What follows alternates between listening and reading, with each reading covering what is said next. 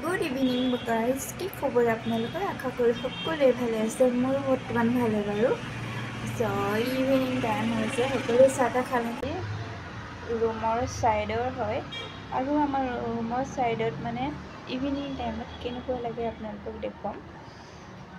Evening টাইমতে ইয়াতে বহুত ধুনীয়া লাগে, মানে চাওক কিমান ধুনীয়া লাগে। সেইখন পাহাৰখন ইমান ধুনীয়াকৈ ওলাই আছে আৰু ইমান কেনেকুৱা লাগিছে আপোনালোকৰ মতে কমেণ্ট এটা কৰিব। এফালে আউটছাইড হয় এয়া চাওক, আৰু মই দিয়া ভিডিঅ'সমূহ চাই আপোনালোকৰ কেনেকুৱা লাগে কমেণ্ট এটা কৰিব।